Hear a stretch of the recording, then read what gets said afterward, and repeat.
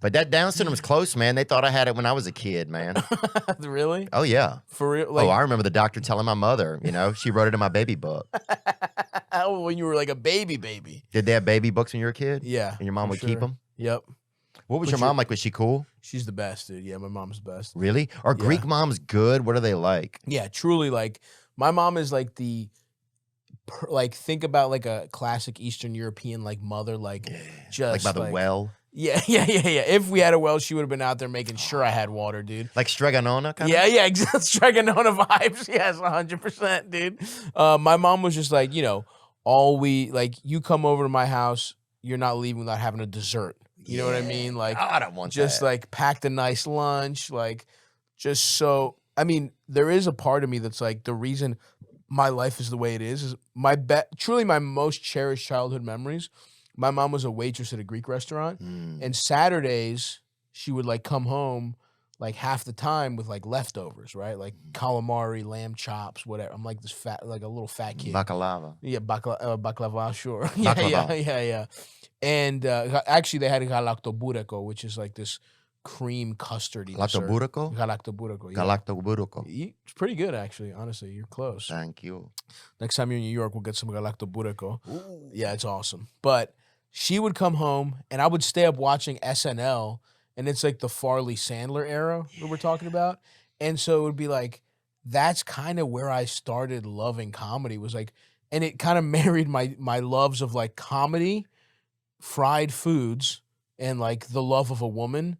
And it's like, now if I think about it, that's what my weekends are. Except I do the comedy, I get the fried foods, and I try and just like fuck some lady to like, fill the hole in my heart. You know what I mean? And it's like, in some ways I'm like, damn, my mom was so, like, I loved and waited for my mom so much that like fully, like, the whole course of my life, just because I wanted to see my mom. Like waiting for her to get home. Waiting for her to get home with some food. And I was like watching comedy until she got home. And it's like, sometimes I think like, that's how little control we have over shit. Like, that's your Bermuda Triangle kind of. And you'll always be in there no matter what. Yeah. That's really where I am, dude. In all the biggest things that have like controlled my life. Yeah. That's it, dude. It's like food addiction is I'll do a bunch of drugs. I can truly quit them whenever. Food is so fucking hard for me.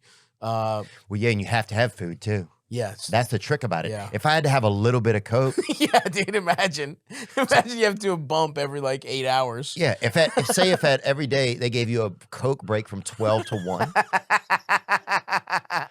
And I had to have it. Yeah. Dude, I was fucking There's like a kiosk at the mall with some girl with big tits with just lines you can do off them when you really want to treat yourself. Yeah. You know what I mean? There's like hibachi cocaine, just some guy cutting lines with his thing, popping fucking crack rocks in your mouth. You'd be fucked, dude. Yeah. I know, it's the worst one. But yeah, my mom was truly like so supportive, and I don't know. I also feel like the recipe for like an artist too is like you have to really half hate yourself and half think you're the man.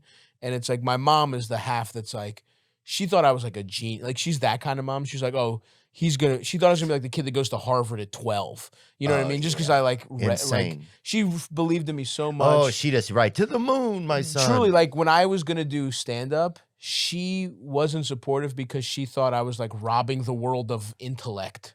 Right? Like true, that's how much she loved me and believed in me. Right, so she loved you, but she had all her gauge on you was a little off. Yeah, because she would I was a good student. Yeah. I just tested. And I'm just joking, man. No. She was off. Don't get me wrong. Oh yeah. She fully. No, I'm not. But she had utmost.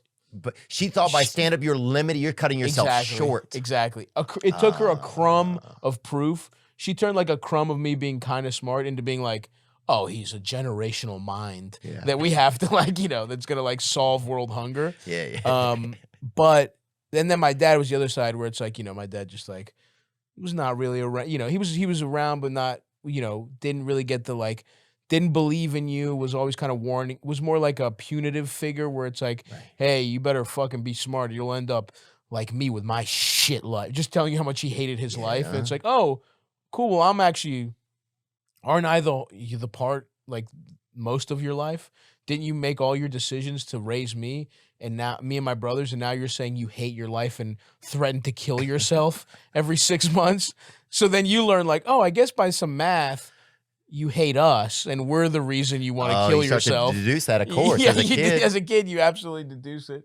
Oh yeah, no, don't show him. Actually, Is that actually him? That's actually him. Yeah, Right. yeah. We'll keep him out. Yeah, keep him out.